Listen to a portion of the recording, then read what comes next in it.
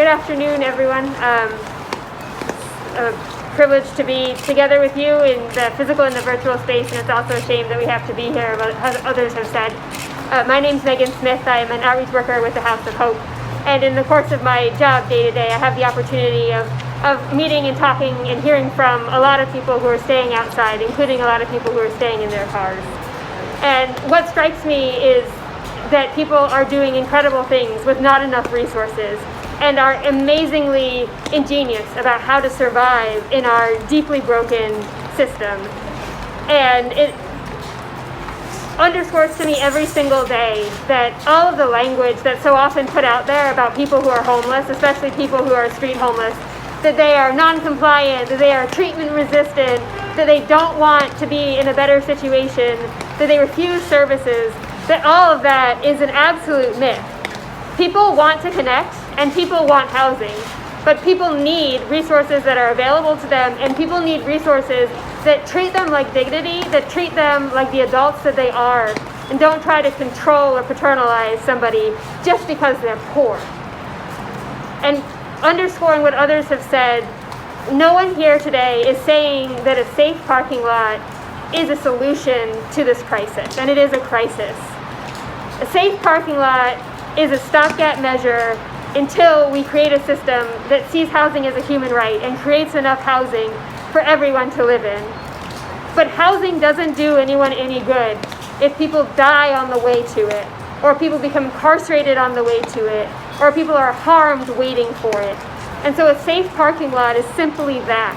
It's a place that people can stay and stay safe until we create the upstream resources that we need. First and foremost, housing. Also, an end to the evictions, universal income that provides for people's basic needs. Until we have those things, literally the least the state can do is provide a safe place for people to park their vehicles. A couple of the speakers couldn't be here today, and I want to say why. Because it highlights both the problems we have and what the solutions can mean. The first person couldn't be here today because her car was booted, because she parked it overnight on the street last night, because she didn't have an option. So she woke up this morning to a boot on her car and can't pay to get it out of tow. This is a person who was recently evicted and is stuck outside with no resources. She's applied for housing, she's applied for shelter, she's done all of the things that everyone tells her to do, and yet nothing has become available to her yet. That's why she couldn't be here. The second person is someone who stayed in a camper for a long time and got into housing a few months ago, right before Christmas. And he can't be here today because he couldn't get childcare for his daughter.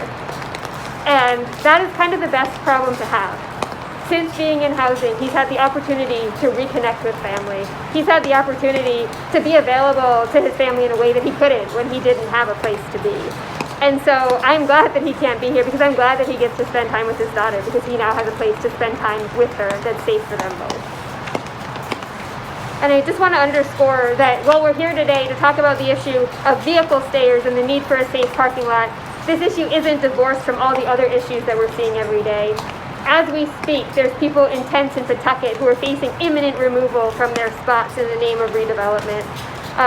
And that is very much part and parcel of the same issue. Those folks also need a safe place to stay in the interim until they're able to obtain housing.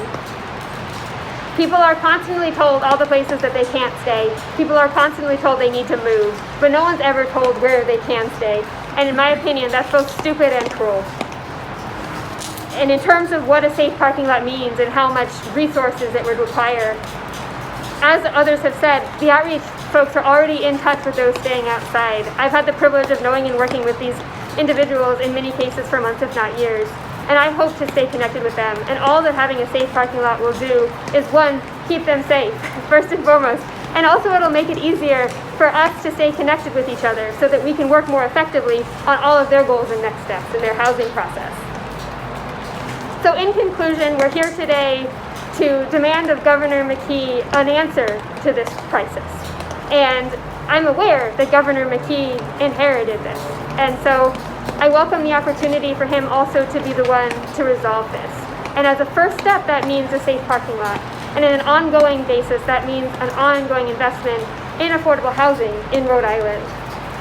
And I'm grateful to be with you all today. I would urge you, please share this information, please share the live stream. Please, as Catherine said, please reach out to your unhoused friends and neighbors.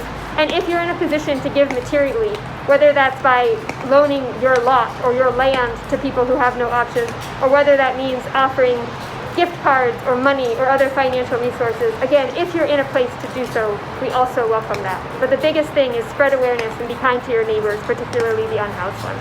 Thank you very much.